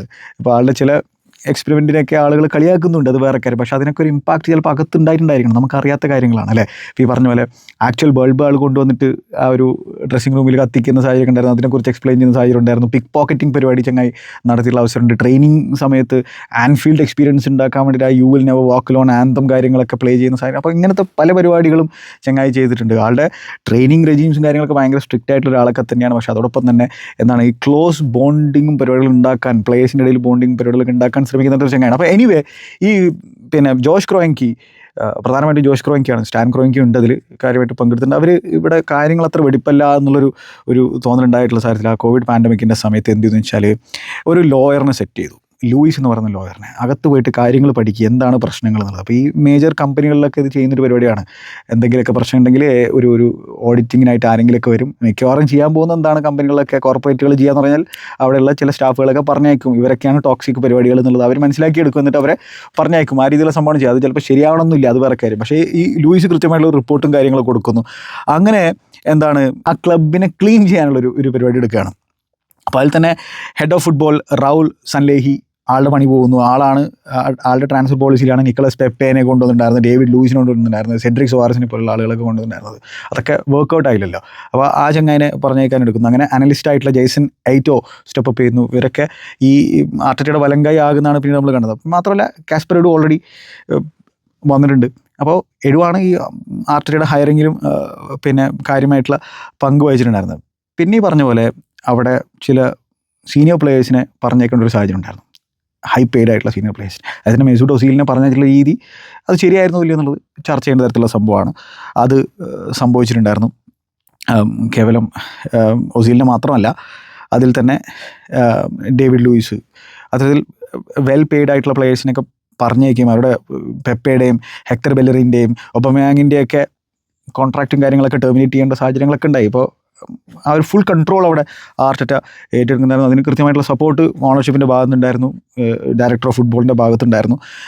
സാക്ക, മാർട്ടിനലി, സ്മിത്രോ എന്നിവരെ പോലെയുള്ള പ്ലേയേഴ്സിനെ പ്രൊമോട്ട് ചെയ്യുന്നു. സലീബിൽ ആദ്യം ട്രസ്റ്റ് ഉണ്ടായിരുന്നില്ല ആർട്ടറ്റയ്ക്ക്, പക്ഷേ ആളിനെ പിന്നീട് ട്രസ്റ്റ് ചെയ്യുന്നു, ആ ടീമിലേക്ക് ഇൻ്റഗ്രേറ്റ് ചെയ്യുന്നു, ഒരു സോഷ്യൽ ബോണ്ട് ഇവരൊക്കെ തമ്മിൽ ഉണ്ടാക്കിയെടുക്കാനൊരു തീരുമാനം എടുക്കുന്നു. അപ്പോൾ ഇവർക്കൊരു വിഷൻ ഉണ്ടായിരുന്നു. അതായത് ഇത്ര വർഷം കഴിഞ്ഞിട്ടുണ്ടെങ്കിൽ പിന്നെ യർഗൻ ക്ലോപ്പ് അവിടെ നിന്ന് പടിയിറങ്ങിപ്പോവും, പെപ്പിൻ്റെ ടീമിൽ ഒരു ട്രാൻസിഷൻ ഫേസ് വരും, ഇത്തരത്തിലൊരു തോന്നലും കാര്യങ്ങളൊക്കെ അവർക്ക് ഉണ്ടായിരുന്നു അത്ര. അപ്പോൾ അതിനനുസരിച്ച് അവർ അവരുടെ ഇനീഷ്യൽ ട്രാൻസ്ഫർ പോളിസിയിൽ 23 ഏജിന് താഴെയുള്ളവരും ഒരു 40 മില്യൺ പൗണ്ട് റീജിയനുള്ള പ്ലേയേഴ്സിനെ സൈൻ ചെയ്യാൻ ഒരു തീരുമാനം എടുത്തിട്ടുണ്ടായിരുന്നു. അതിലെല്ലാവരും വർക്കൗട്ട് ഒന്നും ആയിട്ടുണ്ടായിരുന്നില്ല. ഇപ്പോൾ മാർട്ടിൻ ഒഡിഗാർഡും വൈറ്റും ഒക്കെ ആ രീതിയിൽ വന്നിട്ടുള്ള പ്ലേയേഴ്സാണെന്നുള്ള കാര്യം ഓർക്കണം. അപ്പോൾ എന്തായാലും ഈ ഒരു റിക്രൂട്ട്മെൻറ്റ് സ്ട്രാറ്റജിയായിട്ട് അവർ മുമ്പോട്ട് പോകുന്നു. കാരണം വെച്ചാൽ ഈ സോഷ്യൽ ബോണ്ട് ഇവരൊക്കെ ഒരുമിച്ച് ഗ്രോ ചെയ്ത് വരട്ടെ. അതോടൊപ്പം തന്നെ ചില എക്സ്പീരിയൻസ് പ്ലേയേഴ്സിനെയും ആഡ് ചെയ്യാനുള്ള തീരുമാനം പിന്നീട് എടുത്തു. ആ എക്സ്പീരിയൻസ് പ്ലേയേഴ്സിനെയും റെഡിമെയ്ഡ് പ്ലേയേഴ്സിനെയും കൊണ്ടുവന്ന് തന്നെയാണ് അവരെ ആ ഫൈനൽ പുഷിന് ഹെൽപ്പ് ചെയ്തത്. അത് വേറെ കാര്യം. ഇതോടൊപ്പം തന്നെ അവർ പ്രീമിയർ ലീഗ് എക്സ്പീരിയൻസ് ഉള്ള കായ് ഹാവർട്സ്, സിൻചെങ്കോ, ജെസൂസ് ഇവരൊക്കെ പിന്നെ പ്രീമിയർ ലീഗിൽ നിന്ന് തന്നെ മാൻ സിറ്റിയിൽ നിന്നൊക്കെ സൈൻ ചെയ്യുന്ന സാഹചര്യം നമ്മൾ കണ്ടിട്ടുണ്ടായിരുന്നതിനിടയിൽ. എനിവേ ലക്കസെറ്റിനെ പോലെയുള്ളവരൊക്കെ അവിടെ വന്ന് നോക്കിയിട്ടുണ്ടായിരുന്നു. പക്ഷേ അതൊന്നും വിചാരിച്ച രീതിയിലൊരു സക്സസ് ആയിട്ടുണ്ടായിരുന്നില്ല. ഒരു സ്ട്രൈക്കർ പ്രോബ്ലം അവിടെ ഇങ്ങനെ കറങ്ങി തിരിഞ്ഞ് നടക്കുന്നുണ്ടായിരുന്നു എന്നുള്ളതൊരു യാഥാർത്ഥ്യമുള്ള സംഭവമാണ്. അപ്പോൾ എനിവേ ഇങ്ങനൊരു പോളിസി ഇവരൊക്കെ ഒരുമിച്ച് ആ ക്ലബിൽ വളരുകയാണ്. അങ്ങനെ ഇവർ ഗ്രോ ചെയ്ത് വരുന്നു. അതോടൊപ്പം തന്നെ ആ എൻവയോൺമെൻറ്റ് ക്ലീൻ ചെയ്യപ്പെടുന്നു. കംപ്ലീറ്റ് കൺട്രോൾ ആർട്ടറ്റയുടെ കീഴിലേക്ക് വരികയാണ്. സ്വാഭാവികമായിട്ടും എഡു ഉണ്ട്, പക്ഷേ മൊത്തത്തിൽ ഒരു മേജർ സേ ആർട്ടറ്റയ്ക്ക് കിട്ടി തുടങ്ങി. ആ രീതിയിൽ മോശമില്ലാത്ത രീതിയിലുള്ള പ്രോഗ്രസ് അവർ ടേബിളിലും കാഴ്ചവെച്ച് തുടങ്ങുന്നു. യൂറോപ്യൻ ഫുട്ബോൾ ഡെലിവർ ചെയ്യാൻ സാധിക്കുന്നു. റിക്രൂട്ടിംഗ് സ്ട്രാറ്റജി ഇവോൾവ് ചെയ്യുകയാണ്. അപ്പോൾ ഇത് ഇവോൾവ് ചെയ്യണം ഈ സ്ട്രാറ്റജി, അതാണ് അതിൽ ഏറ്റവും ഇമ്പോർട്ടൻ്റ് ആയിട്ടുള്ള സംഭവം. അല്ലാതെ ബ്ലൂക്കോ ചെയ്യുന്ന പോലെ ഒരു പരിപാടിയായിട്ട് നിന്നാൽ ശരിയാവില്ല. അവരിപ്പോൾ ഇവോൾവ് ചെയ്യാൻ പോകുകയാണെന്ന് തന്നെയാണ് ഞാൻ മനസ്സിലാക്കുന്നത്. ഇപ്പോൾ ഷാബി അലോൺസോയെ കൊണ്ടുവന്നിരിക്കുന്ന ആ രീതിയിലാണ്, മാനേജർ എന്ന രീതിയിൽ കൊണ്ടുവരുന്നു. ഇനി ട്രാൻസ്ഫർ സ്ട്രാറ്റജിയിലും ആ രീതിയിലുള്ള ഒരു ചേഞ്ചസ് കൊണ്ടുവരുമെന്നാണ് ഞാൻ പ്രതീക്ഷിക്കുന്നത്. പ്രത്യേകിച്ച് ഇപ്പോൾ പെപ്പ് പോകുന്ന സാഹചര്യത്തിൽ ഡോർ ഓപ്പൺ ആണ് പ്രീമിയർ ലീഗ് റേസിൽ. ആർസണലിനാണ് ഡോമിനേറ്റ് ചെയ്യാൻ സാധ്യത കൂടുതലുള്ളത്, പക്ഷേ ഒപ്പം ബാക്കിയുള്ളവരും റേസിലുണ്ടായിരിക്കും. ഇപ്പം യുണൈറ്റഡിനും ലിവർപൂളിനും ചെൽസിക്കൊക്കെ ഒരു അവസരമാണ് പെപ്പ് പോയിട്ടുള്ളൊരു സാഹചര്യത്തിൽ ആ ഡോർ നോക്ക് ചെയ്യാനായിട്ട്. കാരണം അത്തരത്തിൽ വൈഡ് ഓപ്പൺ ആണ് ഡോറ്, പെപ്പാണ് ഇറങ്ങിപ്പോകുന്നത്. അപ്പോൾ ഇത് ഈ ചാൻസ് മുതലെടുക്കണം. അതിനനുസരിച്ചുള്ള ട്രാൻസ്ഫർ സ്ട്രാറ്റജിയായിട്ട് മുമ്പോട്ടേക്ക് പോകണം ക്ലബ്ബുകൾ, പ്രധാനമായിട്ടും ബ്ലൂക്കോ ഒക്കെ. അപ്പോൾ ഇവരുടെ ട്രാൻസ്ഫർ ആക്ടിവിറ്റീസ് ഇവോൾവ് ചെയ്യുന്നു. സ്പെസിഫിക് പ്രൊഫൈൽസിനെ അവർ ടാർഗറ്റ് ചെയ്ത് തുടങ്ങുന്നു. ഡെക്ലൻ റൈസിനെ കൊണ്ടുവരാനെടുത്ത തീരുമാനമൊക്കെ, ഡേവിഡ് റായനെ കൊണ്ടുവരാനെടുത്തുള്ള തീരുമാനം, യൂരിയൻ ടിംബറിനെ കൊണ്ടുവരാനെടുത്തുള്ള തീരുമാനം, അതൊക്കെ ഫാന്റാസ്റ്റിക് സംഭവമായിരുന്നു. പക്ഷേ ഇതിനിടയിലും 21-22 സീസൺ തുടങ്ങുമ്പോൾ 3 മത്സരങ്ങൾ തോറ്റിട്ടാണ് അവർ തുടങ്ങിയിട്ടുണ്ടായിരുന്നത്. പക്ഷേ അപ്പോഴും ആ ട്രസ്റ്റ് ഈ മാനേജറിൽ ട്രസ്റ്റ് ഓണർഷിപ്പ് കാഴ്ചവെച്ചിട്ടുണ്ടായിരുന്നു. അപ്പോൾ അതിൽ തന്നെ ഒരു ഇൻ്റർവ്യൂവിൽ ഡോക്യുമെൻ്ററി ഉണ്ടല്ലോ, ഓൾ ഓർ നത്തിങ് ഡോക്യുമെൻ്ററി ആണെന്നാണ് എനിക്ക് തോന്നുന്നത്. അതിൽ ജോഷ് ക്രോയിൻകി ആർട്ടറ്റയുമായിട്ടുള്ള കോൺവെർസേഷനിൽ പറയുന്നുണ്ട്, trust me I believe in you എന്നുള്ള തരത്തിലുള്ള കാര്യങ്ങളൊക്കെ പറഞ്ഞു വെക്കുന്നുണ്ട്. ഇപ്പോൾ എന്നിട്ട് എന്താണ്, ആർട്ടറ്റ ലോങ്ങസ്റ്റ് സെർവിങ് മാനേജർ ആയിരിക്കുകയാണ് നിലവിലത്തെ സാഹചര്യത്തിൽ. പ്രീമിയർ ലീഗിലും ഇംഗ്ലീഷ് ലീഗിൽ തന്നെ കാര്യം എടുത്ത് കഴിഞ്ഞിട്ടുണ്ടെങ്കിൽ 3 മാനേജർമാരാണ് ലോങ്ങസ്റ്റ് സെർവിങ് ആയിട്ടുള്ളത്. ആരൊക്കെയാണെന്നറിയോ? സൈമൺ വീവർ ലീഗ് 2 ഹാർഗേറ്റ് ടൗൺ എന്ന് പറയുന്ന ക്ലബിന് ഈ ആർട്ടറ്റയേക്കാൾ കൂടുതൽ സമയം ആളവിടെ ചിലവഴിച്ചിട്ടുണ്ട്. പിന്നെ പെപ്പ് ഗാർഡിയോള 10 വർഷമായി മാൻ സിറ്റിയിൽ, പക്ഷേ ആൾ പടി ഇറങ്ങി പോവാണ്. അപ്പോൾ ആ രീതിയിൽ ലോങ്ങസ്റ്റ് സെർവിങ് ആയിട്ടുള്ള മാനേജർ കൂടിയായിട്ടാണ് നിൽക്കുന്നത് നിലവിലെ സാഹചര്യത്തിൽ തേർഡ് ലോങ്ങസ്റ്റ് മാനേജർ എന്ന രീതിയിൽ. പക്ഷേ അത് സെക്കൻഡ് ലോങ്ങസ്റ്റ് ആവും ഈ പെപ് ഗോർഡിയോള പടിയിറങ്ങി പോകുന്ന സാഹചര്യത്തിൽ. അപ്പോൾ പിന്നെ അഗെയിൻ ഈ പറഞ്ഞ പോലെ സെക്കൻഡ് ഫിനിഷുകൾ ഇങ്ങനെ നിരന്തരം സംഭവിക്കുന്നു. അപ്പോൾ ഇനി എന്താണ് മാറ്റം കൊണ്ടുവരേണ്ടതുള്ളത്? പൈസ സ്പെൻഡ് ചെയ്യുന്നുണ്ട്, പക്ഷേ പോളിസിയിൽ മാറ്റം കൊണ്ടുവരണം. അപ്പോൾ അതിനിടയിൽ ഇരിക്കുകയാണ് എഡു 2024 നവംബറിൽ അവിടെ നിന്ന് പടിയിറങ്ങി പോകാനുള്ള തീരുമാനം എടുക്കുന്നത്. അതൊരു ഷോക്കിംഗ് ന്യൂസ് ആയിരുന്നു ആ അവസരത്തിൽ. കാരണം എന്ന് വെച്ചാൽ ഈ ആർട്ടറ്റയുമായിട്ടുള്ള ആളുടെ പാർട്ട്ണർഷിപ്പ് വളരെ ഇമ്പോർട്ടൻ്റ് ആയിരുന്നു ഈ സ്പോർട്ടിംഗ് പ്രൊജക്റ്റിൽ എന്നുള്ള കാര്യം ഓർക്കണം. പക്ഷേ ഒരു പുതിയ സ്പോർട്ടിംഗ് ഡയറക്ടറിനെ കൊണ്ടുവരേണ്ട ഒരു സാഹചര്യം, അതൊരു പുതിയൊരു ഓപ്പർച്യൂണിറ്റി എന്ന രീതിയിൽ ആർസണൽ കണക്കാക്കുന്നു. അപ്പോൾ മറ്റൊരു ദിശയിലേക്ക് പോകണം, ഇനി ഇവോൾവ് ചെയ്യണം ഈ ആക്ടിവിറ്റി. കാരണം വെച്ചാൽ ഇത് നിയർലി മെൻ എന്നുള്ള നിലയിലേക്കാണ് എത്തുന്നത്. അവിടെ നിന്ന് നിയർലി മെൻ എന്നുള്ള രീതിയിൽ നിന്ന് ഇനി മാറി ചിന്തിക്കണം. അപ്പോൾ അവർ ആന്ദ്രിയ ബെർത്തേനെ കൊണ്ടുവരാൻ തീരുമാനിക്കുന്നു. അതായത് അത്ലറ്റിക്കോ മാഡ്രിഡ് ചെങ്ങായി കൊണ്ടുവരാൻ തീരുമാനിക്കുന്നു. അത് ഇപ്പോൾ ഇവരുടെ ഒരു ഫൈനൽ പുഷിൽ ചെങ്ങായി വഹിച്ചിട്ടുള്ള പങ്കിനെ കുറിച്ച് നമ്മൾ സംസാരിക്കുക. എന്ന് വെച്ചാൽ ഇപ്പോൾ ഈ കഴിഞ്ഞ സമ്മറിൽ അതൊരു ഓപ്പർച്യൂണിറ്റി ആയിട്ട് തന്നെയാണ് ആർട്ടറ്റയും ആർസണലും കണ്ടത്. കാരണം വെച്ചാൽ പെപ്പിൻ്റെ ടീം ട്രാൻസിഷനിലൂടെ പോയിക്കൊണ്ടിരിക്കുകയാണ്. അവരും പൈസ സ്പെൻഡ് ചെയ്തിട്ടുണ്ട് സമ്മറിൽ, പക്ഷേ ട്രാൻസിഷൻ ഫേസിലാണ്. അവരുടെ ആ ഒരു കെവിൻ ഡെ ബ്രോയിന ആ ഒരു ഇറയിൽ നിന്നും അവർ മാറി നിൽക്കുന്ന സാഹചര്യമാണ്. ലിവർപൂളും അവർ ചാമ്പ്യന്മാരായെങ്കിലും എന്താണ് അവരുടെ ആ ഒരു സ്ക്വാഡിലും ഓവർഹോൾ സംഭവിക്കുന്ന ഒരു സാഹചര്യമാണ്. അപ്പോൾ ഇതൊരു റൈറ്റ് ഓപ്പർച്യൂണിറ്റി രീതിയിലായി തന്നെ അവർ കണക്കാക്കുന്നു. അവർ നല്ല രീതിയിൽ തന്നെ സ്പെൻഡ് ചെയ്യാൻ തീരുമാനിക്കുന്നു. 250 മില്യൺ അവർ സ്പെൻഡ് ചെയ്യുന്നു കഴിഞ്ഞ സമ്മറിൽ. ബെർത്തയുടെ ഇൻവോൾവ്മെൻറ്റ് അത് 8 സ്റ്റാർട്ടിംഗ് പ്ലേസ് എന്ന രീതിയിലുള്ള ആൾക്കാരെ കൊണ്ടുവരാണ്. കൃത്യമായിട്ടും ആ സ്ക്വാഡിൽ സ്ട്രെങ്ത് ഉണ്ടാക്കാൻ തീരുമാനമാണ്. അതിൽ തോമസ് പാർട്ടിനെ കൂടി പിടിച്ചു നിർത്തുന്ന ആഗ്രഹം അവർക്കുണ്ടായിരുന്നു, സുബിമെൻറ്റിനെ കൊണ്ടുവരുന്നതിനോടൊപ്പം തന്നെ. പക്ഷേ തോമസ് പാർട്ടിയുമായി ബന്ധപ്പെട്ട് മറ്റ് റേപ്പ് അലിഗേഷൻസും പരിപാടികളൊക്കെ ഉള്ളതുകൊണ്ട് തന്നെ ആളുടെ ഒഴിവാക്കാനുള്ള തീരുമാനം തന്നെ എടുക്കുന്നു. അല്ലെങ്കിൽ ആൾ പോകാനായിട്ടുള്ള തീരുമാനമാണ് തോമസ് പാർട്ടി. അങ്ങനെ ഇവർ സുബിമെൻറ്റി, എബെരച്ചി എസേനയും ലാസ്റ്റ് കൊണ്ടുവരാനെടുത്ത തീരുമാനമൊക്കെ സ്പോട്ട് ഓൺ ആയിട്ടുണ്ടായിരുന്നു. കാരണം വെച്ചാൽ പ്രത്യേകിച്ച് കായ് ഹാവർട്സിന് ഇഞ്ചുറി പറ്റിയുള്ള സാഹചര്യത്തിലാണ് ബെർത്ത മറ്റൊരു സ്ട്രൈക്കറിനുള്ള ഒരു നോട്ടമാണ് ആളുടെ മനസ്സിലുണ്ടായിരുന്നത്. പക്ഷേ എസെ ആൾ തന്നെ താല്പര്യം കാണിക്കുന്നത് എൻ്റെ ബോയ്ഹുഡ് ക്ലബിലേക്കുള്ള തിരിച്ചു വരാനുള്ളത്, അത് ഒരു ഇമ്പോർട്ടൻറ്റ് സൈനിങ് ആയിട്ട് മാറുന്നു. ജോക്കറിഷിനെ, അതായത് പീക്കിലുള്ള പ്ലേയേഴ്സിനെ കൊണ്ടുവരുന്നു. ജോക്കറിഷിനെ കൊണ്ടുവരുന്നു, നോനി മധുവക്കേനെ കൊണ്ടുവരുന്നു, ഓൾറെഡി പ്രീമിയർ ലീഗ് എക്സ്പീരിയൻസ് ഉണ്ട്. മൊസ്കേരയെ കൊണ്ടുവരുന്നു. ഡിഫൻസിൽ സോളിഡിഫൈ ചെയ്യാനുള്ള തീരുമാനം. കാരണം വെച്ചാൽ ഡിഫൻസിൽ ആ ഒരു ഓർഗനൈസേഷൻ വളരെ ഇമ്പോർട്ടൻ്റ് ആയിട്ടുള്ള സംഭവമാണെന്നുള്ളത് ഓൾറെഡി ചങ്ങായിക്ക് അറിയാം. നോർഗാർഡിനെ കൊണ്ടുവരുന്നു, അഗെയിൻ പ്രീമിയർ ലീഗ് എക്സ്പീരിയൻസ് ചെയ്യാൻ കാര്യമായിട്ട് യൂട്ടിലൈസ് ചെയ്തിട്ടില്ല, അത് വേറെ കാര്യം. കെപ്പ അരിസബലാഗിനെ കൊണ്ടുവരുന്നു, അഗെയിൻ പ്രീമിയർ ലീഗ് എക്സ്പീരിയൻസിലാണ്. ഹിൻകാപ്പിനെ കൊണ്ടുവരുന്നു, ലോണിലാണ് കൊണ്ടുവരുന്നത്. പക്ഷേ അഗെയിൻ പ്രോമിസിംഗ് ആയിട്ടുള്ള ചങ്ങായി ലെഫ്റ്റ് ബാക്കായിട്ടും സെൻറ്റർ ബാക്കായിട്ടും കളിക്കാൻ പറ്റുന്നത്. ആ രീതിയിൽ വേഴ്സറ്റൈൽ ആയിട്ടുള്ള ഡിഫൻസ് പ്രൊഫൈലുകളെയും മിഡ്ഫീൽഡിൽ സുബിമെൻറ്റിയെ പോലുള്ള ആളെ കൊണ്ടുവരുന്നു, അറ്റാക്കിലെ ആളെ കൊണ്ടുവരുന്നത്. അതായത് ബുക്കായോ സാക്കയ്ക്ക് ഒരു അണ്ടർസ്റ്റഡി എന്നുള്ള രീതിയിലാണ് മധുവക്കേനെ കൊണ്ടുവരുന്നത്. അതേപോലെ തന്നെ സ്ട്രൈക്കർ, ആ നമ്പർ 9 റോള് മിസ്സിംഗ് ഗിഗ്സുമായിട്ട് നിൽക്കുന്ന സാഹചര്യമാണ്, ആ ആളെ കൊണ്ടുവരുന്നു. അപ്പോൾ കൃത്യമായിട്ടും അഡീഷൻസ് എല്ലാ ഏരിയകളിലും എവിടേക്കാണോ വേണ്ടത് അവിടേക്ക് കൊണ്ടുവരുന്നത്. എബെരച്ചിനെ കൊണ്ടുവരുന്നത്, ലെഫ്റ്റ് വിങ്ങിലും കളിക്കാൻ പറ്റും, 10 ആയിട്ടും കളിക്കാൻ പറ്റും. ആ എക്സ് ഫാക്ടറുള്ള ചങ്ങായാണ്. നോർത്ത് ലണ്ടൻ ഡാബിയിലെ ചങ്ങായി കാഴ്ചവെക്കുകയും ചെയ്തു. നിരന്തരം കാഴ്ചവെച്ചു എന്നുള്ളത് സംശയമുള്ള ഒരു കാര്യമാണ്. പക്ഷേ ഇതൊരു കളക്റ്റീവ് എഫേർട്ടായിരുന്നു അല്ലേ. ഇൻഡിവിജ്വൽ ബ്രില്യൻസ് ചില സാഹചര്യങ്ങൾ ആവശ്യമുള്ള സാഹചര്യങ്ങളിലൊക്കെ പ്രൊഡ്യൂസ് ചെയ്യാൻ ചില പ്ലേയേഴ്സിന് സാധിച്ചിട്ടുണ്ട്. പിന്നെ ഓൾറെഡി അവിടെ ക്യാപ്റ്റൻ ഒഡിഗാർഡൊക്കെ ഓൾറെഡി എക്സ്പീരിയൻസ്ഡ് ആയി, ആ ടീമിൽ അങ്ങോട്ട് ജെല്ലായിട്ടിരിക്കുന്നതാണ്. സാക്ക വലിയ തോതിലൊരു ഇമ്പാക്റ്റ് സീസണിൻ്റെ തുടക്കത്തിൽ ഉണ്ടാക്കിയില്ല, ഇഞ്ചുറീസൊക്കെ ഹാർട്ട് ചെയ്തെങ്കിലും കൃത്യസമയത്ത് തിരിച്ചു വന്നിട്ട് ഇമ്പാക്റ്റ് ഉണ്ടാക്കുന്നു. പക്ഷേ സാക്കയെ വലിയ തോതിൽ മിസ് ചെയ്യാതിരിക്കാനുള്ള ശ്രമങ്ങൾ ആർട്ടറ്റ നടത്തുന്നുണ്ടായിരുന്നു അല്ലേ. ഇതോടൊപ്പം തന്നെ എന്താണ്, അപ്പോൾ ഈ പറഞ്ഞ പോലെ സൈനിങ്ങുകൾ, ആ 250 മില്യൺ പൗണ്ടിൻ്റെ സൈനിങ്ങുകൾ നേരത്തെയും വിൻഡോയിൽ അവർ സ്പെൻഡ് ചെയ്തിട്ടുണ്ടായിരുന്നു. പക്ഷേ റൈറ്റ് ഓൺ ദ മണി ആകുന്ന സാഹചര്യം നമ്മൾ കാണുന്നു. അവരൊക്കെ ഇമ്പാക്റ്റ് ഉണ്ടാക്കുന്നു. ഇതിനിടയിൽ വെച്ചിട്ട് ഇപ്പോൾ മിക്കൽ മെറിനൊക്കെ ഇഞ്ചുറി പറ്റിയിട്ടുണ്ടായിരുന്നു. ആളും അതിന് മുമ്പ് വന്നിട്ടുള്ളതാണ്. മെറിനൊക്കെ ഇഞ്ചുറി പറ്റിയുള്ള സാഹചര്യത്തിൽ ജാനുവരിയിൽ അവർ ഗൊരറ്റ്സ്കേനെ കൊണ്ടുവരാൻ സാധ്യതയുണ്ടെന്ന് വാർത്തകളൊക്കെ നമ്മൾ കേൾക്കുന്നുണ്ട്. പക്ഷേ അതൊന്നും നടന്നില്ല. നേരെ മറിച്ച് സിറ്റി ആണെങ്കിൽ പ്രീമിയർ ലീഗ് പ്രൂവൺ പ്ലേയേഴ്സിനെ ജാനുവരിയിൽ ആഡ് ചെയ്യുന്ന ഒരു സാഹചര്യം നമ്മൾ കണ്ടു. ഈ മെറിനൊക്കെ വളരെ ഇമ്പോർട്ടൻ്റ് ആയിട്ടുള്ള കോൺട്രിബ്യൂഷൻസ് നടത്തിയിട്ടുണ്ട്. ആ ഫാൾസ് നയൻ റോളിലും മിഡ്ഫീൽഡ് റോളിലും ഒക്കെ അല്ലേ, വളരെ ഇമ്പോർട്ടൻ്റ് ആയിട്ടുള്ള കോൺട്രിബ്യൂഷൻസ്. അതൊന്നും ഒരു ആർസണൽ ഫാനും മറക്കില്ല. അതാണ് ഞാൻ പറഞ്ഞത്, ഇതൊരു കളക്റ്റീവ് അപ്രോച്ചാണ്, ഇതൊരു കളക്റ്റീവ് എഫേർട്ടാണ്. പക്ഷേ ആർട്ടറ്റയുടെ സ്ക്വാഡിൽ ഇനഫ് ഡെപ്ത് ഉണ്ടായിരുന്നു, ഇഞ്ചുറി വിഷയങ്ങൾ ഉണ്ടായിരുന്നെങ്കിൽ പോലും അതിനിടയ്ക്ക് വെച്ചിട്ട് സ്വാഭാവികമായിട്ടും അവർ പോയിൻറ്റ്സ് ഡ്രോപ്പ് ചെയ്യുന്നു. ആ ഒരു over safe approach, hand brake ഒന്ന് അഴിക്കണമെന്നുള്ളത് നമ്മൾ തന്നെ സംസാരിച്ചിട്ടുണ്ടായിരുന്നു. കുറച്ചുകൂടെ ബ്രേവ് ആകണം നമ്മൾ സംസാരിച്ചിട്ടുണ്ടായിരുന്നു അല്ലേ. അപ്പോൾ അത്തരത്തിൽ കുറച്ച് ബ്രേവ് ആയുള്ള തീരുമാനം പിന്നെ എടുക്കുന്നു. അവർക്ക് പിന്നെ മനസ്സിലായി ഇനിയിപ്പോൾ ജയിച്ചേ പറ്റുള്ളൂ എന്നുള്ള സാഹചര്യത്തിലേക്ക് എത്തുന്നു. മാൻ സിറ്റിയുമായിട്ടുള്ള ഒരു അടി കൂടിയിട്ടുള്ള സാഹചര്യത്തിൽ ഇനി ജയിച്ചേ പറ്റുള്ളൂ എന്നുള്ളതാണ്. പക്ഷേ സ്റ്റിൽ അവർ അവരുടെ മെയിൻ പ്രിൻസിപ്പിളിൽ നിന്ന് വിട്ട് കളിച്ചിട്ടൊന്നുമില്ല. അത്ര ഇംപ്രസീവായിട്ടുള്ള അറ്റാക്കിംഗ് പെർഫോമൻസ് എന്നാലും പക്ഷേ job done, getting job done എന്ന് പറയുന്ന പരിപാടിയായിരുന്നു. 4 ക്ലീൻ ഷീറ്റുകൾ കരസ്ഥമാക്കുന്നു, ഡിഫെൻസീവ് കോൺട്രിബ്യൂഷൻ നടത്തുന്നു, കോർണറുകളിൽ നിന്ന്, സെറ്റ് പീസുകളിൽ നിന്ന് ഗോളടിക്കുന്നു. എനിക്കൊന്ന് 18 കോർണർ ഗോളുകൾ എങ്ങനെയാണ് അവരടിച്ചിട്ടുള്ളത്. അത് റെക്കോർഡാണ് പ്രീമിയർ ലീഗിൽ. അപ്പോൾ അതെന്താണ് നിക്കോ യോവർ എന്ന് പറയുന്ന ആ കോച്ചിൻ്റെ ഇമ്പാക്റ്റ് അവിടെ ഉണ്ട്.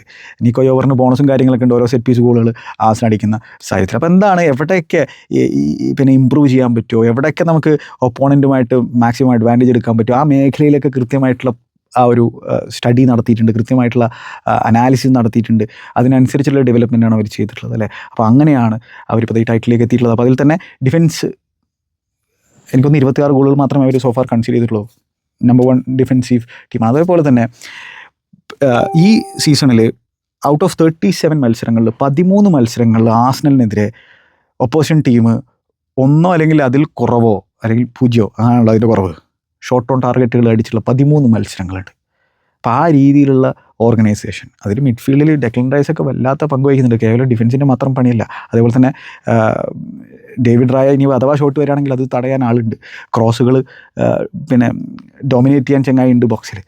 അപ്പോൾ ഇതിലിപ്പോൾ പ്ലെയർ ഓഫ് ദി സീസൺ ആര് എന്നുള്ള ചോദ്യത്തിന് ഡെക്ലൻ റൈസും ഡേവിഡ് റായും ഗബ്രിയേലും ഒരേപോലെ വേണമെങ്കിൽ അവർക്ക് വാദങ്ങൾ ഉന്നയിക്കാൻ പറ്റുമെന്നാണ് എൻ്റെ ഒരു കാഴ്ചപ്പാട്. വെസ്റ്റ് ഹാമിനെതിരെയുള്ള ഡേവിഡ് റായുടെ സേവ് ആയിരിക്കും പെട്ടെന്ന് ആളുകൾക്ക് ഓർമ്മ വരിക, ഗബ്രിയലിൻ്റെ ബ്ലോക്ക് ആയിരിക്കും പെട്ടെന്ന് ആളുകൾക്ക് ഓർമ്മ വരിക. പക്ഷേ ത്രൂ ഔട്ട് ദ സീസൺ ഇവരൊക്കെ പല മൊമെൻറ്റുകളിൽ പല ക്ലച്ച് സാധനങ്ങൾ ഡെലിവർ ചെയ്തിട്ടുണ്ട്. റീസെൻ്റായിട്ട് നടന്നാണ് നമ്മുടെ മനസ്സിൽ പെട്ടെന്ന് വരിക എന്നുള്ള കാര്യം ഓർക്കണം. അപ്പോൾ എനിവേ, അപ്പോൾ ഈ രീതിയിൽ അവരുടെ ആ ഒരു സ്ട്രാറ്റജി, ആന്ദ്രേ ബർത്ത കൂടി വന്ന സാഹചര്യത്തിൽ അവർ ആ ഫൈനൽ പുഷ് നടത്തുമ്പോൾ അവർ കൃത്യമായിട്ടും സ്പെൻഡ് ചെയ്തത് ആർട്ടറ്റയ്ക്ക് എന്താണോ ടീമിൽ നിന്ന് വേണ്ടത് അതിനനുസരിച്ചുള്ള ആളുകളെ അവർ കൊണ്ടുവന്നിട്ടുണ്ടായിരുന്നുള്ളതാണ്. പിന്നെ സ്വാഭാവികമായിട്ടും ഈ സിറ്റി ടീമിൻ്റെ ട്രാൻസിഷൻ സമയവും ചെൽസിയൊക്കെ ദുരന്തമായിരിക്കുന്നതും, യുണൈറ്റഡ് ആണെങ്കിലും അവരും തിരിച്ചു വരാനുള്ള ശ്രമം നടത്തിക്കൊണ്ടിരിക്കുകയാണ്, ലിവർപൂളും ഇങ്ങനൊരു സിറ്റുവേഷനിലായതുമൊക്കെ അവർക്ക് കാര്യങ്ങൾ ഗുണകരമായി, പക്ഷേ അത് അവരുടെ വിഷനിൽ ഉണ്ടായിരുന്നിരിക്കണം എന്നുള്ളതാണ് ഞാൻ മനസ്സിലാക്കുന്നത്. അപ്പോൾ ഇതാണ് ഈ ഒരു അവസരത്തിൽ എനിക്ക് ആർസണലിൻ്റെ ഈ ഒരു വിന്നിങ് സമയത്ത് സംസാരിക്കാനുള്ളത്. കുറേ കാര്യങ്ങൾ സംസാരിച്ച് പോയിട്ടുണ്ട്, പലതും മിസ്സായിട്ടുണ്ടാവും. ഇതേ ഒരു ഞാണുമേലുള്ള കളിയാണ്. ഒന്ന് ആലോചിച്ച് നോക്കിയാൽ ഈ ടൈറ്റിലെങ്ങാനും ആർസണൽ വീണ്ടും ബോട്ടിൽ ചെയ്തിരുന്നെങ്കിൽ ഏത് രീതിയിലായിരിക്കും ഈ വീഡിയോ ഉണ്ടായിരിക്കുക, ഏത് രീതിയിലായിരിക്കും ആർട്ടറ്റെ ആളുകൾ കാണുക, ഏത് രീതിയിലായിരിക്കും ഈ ടീമിന് ആളുകൾ കാണുക. അതാണ്, ഇതൊരു ഞാണുമേലുള്ള കളിയാണ്. പക്ഷേ ആ കളിയിൽ ഒടുവിൽ ഗണ്ണേഴ്സ് ജയിച്ചിരിക്കുകയാണ്, ആർട്ടറ്റ ടീമിനെ ജയിപ്പിച്ചിരിക്കുകയാണ്. അപ്പോൾ ആ ക്രെഡിറ്റ് ചെങ്ങായി തന്നെയാണ് അറിയിക്കുന്നത്. ഇതിൽ തന്നെ ബുക്കായോ സാക്കയൊക്കെ 2020 സമയത്ത് ഇവർ വളരെ നാസ്റ്റി ആയിട്ടുള്ള ഒരു ഫേസിലൂടെ കടന്നു പോകുന്നുണ്ടായിരുന്നു. എനിക്കൊന്ന് 7 മത്സരങ്ങളെങ്ങാനും വിൻലെസ് ആയിട്ടുള്ള ഒരു സാഹചര്യമൊക്കെ ഉണ്ടായിരുന്നു. ബുക്കായോ സാക്ക എക്സിൽ വന്നിട്ട് പിന്നെ ആർസണൽ ഫാൻസ് ഇത് ഡിസേർവ് ചെയ്യുന്നില്ല എന്നുള്ള കാര്യം പറഞ്ഞിട്ടുണ്ടായിരുന്നു. ഗബ്രിയേലും അവിടുന്ന് പറയുന്നുണ്ടായിരുന്നു, സോറി പറയുന്നുണ്ടായിരുന്നു ആർസണൽ ഫാൻസിനോട്. നമ്മൾ ഇന്നലെ ഒരു ചിത്രം കാണുന്നത് എന്താണ്, ഇവർ രണ്ടുപേരും കെട്ടിപ്പിടിച്ച് സെലിബ്രേറ്റ് ചെയ്യുകയാണ് അല്ലേ. ഇതൊക്കെയാണ് ഫുട്ബോളിൻ്റെ ബ്യൂട്ടി എന്ന് പറഞ്ഞു കഴിഞ്ഞാൽ. ചെറിയ പയ്യനാണെന്ന് സാക്ക ആ രീതിയിൽ അന്ന് പിന്നെ ആർസണൽ ഫാൻസ് എന്താണ് ഡിസേർവ് ചെയ്യുന്നത് ചങ്ങായിക്ക് അറിയാം. കാരണം ആളൊരു ആർസണൽ ഫാനാണ്, ആ ഹെയിലിൻ്റെ അക്കാഡമി പ്രൊഡക്റ്റാണ്. അതോടൊപ്പം തന്നെ ഗബ്രിയലിനും ആർസണൽ ഫാൻസിൻ്റെ ആ ഒരു വികാരം മനസ്സിലാക്കാൻ പറ്റുന്നുണ്ടായിരുന്നു. അപ്പോൾ അത് വല്ലാത്തൊരു മോശം സമയത്തൂടെയാണ് പോകുന്നുണ്ടായിരുന്നു, ഭയങ്കരമായിട്ടുള്ള മോശം സമയത്തിലൂടെ. പക്ഷേ അതിൽ നിന്നൊക്കെ അവർക്ക് ഉയർത്തിയെഴുന്നേൽക്കാൻ സാധിച്ചിരിക്കുകയാണ് അല്ലേ. അപ്പോൾ ഇത് കൈപ്പേറിയൊരു യാത്രയായിരുന്നു. പക്ഷേ ആ കൈപ്പേറിയ യാത്രക്കൊടുവിൽ വല്ലാത്തൊരു മധുരമാണ്, ഇരട്ടി മധുരമാണ് അവരെ കാത്തിരിക്കുന്നത് എന്നുള്ള കാര്യം ഓർക്കണം. സുന്ദരമാണ് ഫുട്ബോളിലെ ചില സാഹചര്യങ്ങളിലുള്ള ജേണി എന്ന് പറഞ്ഞാൽ. നിങ്ങൾക്ക് എന്താണ് തോന്നുന്നത് എന്നുള്ളത് കമൻറ്റ് ബോക്സിൽ രേഖപ്പെടുത്തുക. അപ്പോൾ എന്തായാലും ഇപ്പോൾ ഇയാൻ റൈറ്റൊക്കെ ലെജൻഡൊക്കെ ഇപ്പോൾ ഇന്നലെ തെരുവിലിറങ്ങി സെലിബ്രേറ്റ് ചെയ്യുന്നുണ്ട് ആർസണൽ ആരാധകരുടെ കൂടെ. ഈ ആർസണൽ പ്ലേയേഴ്സ് പിന്നെ 3 മണി 4 മണിയൊക്കെ ആകുന്ന സാഹചര്യത്തിൽ എമിറേറ്റ്സിൻ്റെ അവിടെയൊക്കെ പോയിട്ട് സെലിബ്രേറ്റ് ചെയ്യാൻ നിൽക്കുമ്പോൾ അപ്പോഴും ക്രൗഡ് അവിടെ ഉണ്ടായിരുന്നു. ചില ക്രൗഡിൻ്റെ കൂടെ നിന്നിട്ട് ഡെക്ലൻ റൈസ് സെൽഫി എടുത്തിട്ടുണ്ടായിരുന്നു. പ്ലേയേഴ്സ് സെൽഫി എടുക്കുന്നു, പ്ലേയേഴ്സ് ഫോട്ടോ എടുക്കുന്നു. ഞാൻ ആലോചിക്കുന്ന പരേഡ് എന്തായിരിക്കും എന്നുള്ളത് തന്നെയാണ്. ഇനിയിപ്പോൾ ചാമ്പ്യൻസ് ലീഗ് അടിക്കാൻ സാധിച്ചു കഴിഞ്ഞാൽ ഒന്നും പറയണ്ട. അപ്പോൾ അതാണ് എന്തായാലും ആർട്ടറ്റയുടെ ഈ ഒരു പ്രോസസ്സിൽ വിശ്വസിക്കാത്ത ആർസണൽ ഫാൻസ് ഉണ്ടായിരുന്നു എന്നുള്ളതും ഒരു യാഥാർത്ഥ്യം തന്നെയാണ്. ആളുടെ സ്റ്റൈൽ ഓഫ് ഫുട്ബോളിനെ ഇഷ്ടപ്പെടാത്ത ആളുകളുണ്ട് എന്നുള്ളതും ആലോചിക്കേണ്ടതായിട്ടുണ്ട്. പക്ഷേ ടുവേർഡ്സ് എൻഡ് എന്താണ് ഏറ്റവും ഇമ്പോർട്ടൻ്റ് ആയിട്ടുള്ള സംഭവം, ആ ജയിക്കുക എന്നുള്ളൊരു കാര്യം തന്നെയാണ്. കാരണം 22 വർഷത്തെ കാത്തിരിപ്പിന് വിരാമം സംഭവിപ്പിക്കുന്നത് തന്നെയാണ് ഏറ്റവും ഇമ്പോർട്ടൻ്റ് ആയിട്ടുള്ള കാര്യം. അത് സംഭവിച്ചിരിക്കുകയാണ്. ഇനി സ്വാഭാവികമായിട്ടും കുറേ ഡിമാൻഡുകൾ വരും, ബെറ്റർ സ്റ്റൈൽ ഓഫ് പ്ലേ എന്ന് പറയുന്ന ഡിമാൻഡിലേക്കൊക്കെ എത്തും. പക്ഷേ ഈ പറഞ്ഞ പോലെ എന്താണ്, ടൈറ്റിൽ അടിക്കുന്നത് എളുപ്പമുള്ളൊരു കാര്യമല്ല. അതെങ്ങനെ അടിച്ചു എന്നുള്ളതിന് വലിയ പ്രാധാന്യമൊന്നുമില്ല, അടിക്കൽ തന്നെയാണ് ഏറ്റവും ഇമ്പോർട്ടൻ്റ് ആയിട്ടുള്ള കാര്യം. ഇനി സ്വാഭാവികമായിട്ടും അടിച്ചു കഴിഞ്ഞാൽ പിന്നെ ഡിമാൻഡുകൾ കൂടും ആർസണൽ ഫാൻസ്. കാരണം ചില ഭയങ്കര ബോളൊക്കെ കണ്ടിട്ടുള്ള ആളുകളാണ്.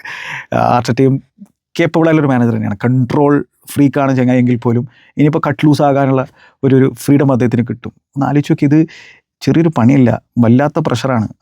ആ കാത്തിരിപ്പിന് വിരാമം കൊണ്ടുവരണം, എളുപ്പമുള്ളൊരു കാര്യമാണത്. അപ്പം ഇനി ആൾ ചിലപ്പോൾ മറ്റു രീതിയിൽ കാര്യങ്ങൾ അഡാപ്റ്റ് ചെയ്യുമായിരിക്കും. എനിവേ പ്രീമിയർ ലീഗ് ടൈറ്റിൽ അടിക്കുന്ന ഏറ്റവും യംഗസ്റ്റ് ആയിട്ടുള്ള മാനേജർ ജോസെ മൊറീനോയാണ്.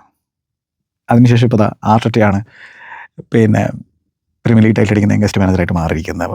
മൊറീനോയുടെയും ആർട്ടറ്റയുടെയും ആ ഒരു ശൈലി കുറച്ച് സിമിലർ ആയിട്ടുണ്ട് ഈ ഒരു സീസണിൽ എന്നത് ഈ ഒരു അവസരത്തിൽ കൗതുകമായിട്ടുള്ളൊരു കാര്യമായിട്ട് എനിക്ക് തോന്നി. അപ്പോൾ ഇതാണ്. എന്തായാലും നിങ്ങളുടെ അഭിപ്രായങ്ങൾ കമൻറ്റ് ബോക്സിൽ രേഖപ്പെടുത്തുക. സ്വാഭാവികമായിട്ടും PGMOLൻ്റെ ചില ഡിസിഷൻസിനെ കുറിച്ചൊക്കെ ആളുകൾ ചർച്ച ചെയ്യുമായിരിക്കും. പക്ഷേ എന്താണ്, അത് റൈവൽ ഫാൻസ് ചർച്ച ചെയ്യുന്നൊരു കാര്യമായിട്ട് മാറും. പക്ഷെ അതിനൊന്നും ചെവി കൊള്ളേണ്ട കാര്യമില്ല. ഇത് നിങ്ങളുടെ ടൈറ്റിലാണ്. ഇത് ഗണേഴ്സേ നിങ്ങളുടെ ടൈറ്റിലാണ്. നിങ്ങൾ അനുഭവിച്ച വേദന ഉണ്ടല്ലോ, അതിനൊക്കെ വേർത്തിയായിട്ടുള്ള ഒരു ടൈറ്റിലാണ് നിങ്ങളുടെ കയ്യിലിരിക്കുന്നത്. ആഘോഷിക്കുക പോയിട്ട്. ആരെന്ത് പറയുന്നു എന്നുള്ളതിന് വലിയ പ്രസക്തിയൊന്നുമില്ല. സ്വാഭാവികമായിട്ടും റൈവൽ ഫാൻസ് ഓരോ കാര്യങ്ങൾ സംസാരിച്ചുകൊണ്ടേയിരിക്കും. അപ്പോൾ നിങ്ങൾക്ക് വേണമെങ്കിൽ ഇതിന് മുമ്പുള്ള സീസണുകളിൽ നിങ്ങൾക്കെതിരെ സംഭവിച്ചിട്ടുണ്ടായിരുന്ന ഡിസിഷനുകളെ കുറിച്ച് സംസാരിക്കാൻ പറ്റും. അതൊക്കെ ഇങ്ങനെ ഫുട്ബോളിലൊരു സൈക്കിളായിട്ട് നടക്കുന്നൊരു കാര്യമാണ്. അതിങ്ങനെ പറഞ്ഞുകൊണ്ടേയിരിക്കും. എനിവേ, ഇത് നിങ്ങളുടെ സമയമാണ്. എൻജോയ് ചെയ്യുക. മറ്റൊരു അധ്യായത്തിൽ നമുക്ക് വീണ്ടും കാണാം. Good bye.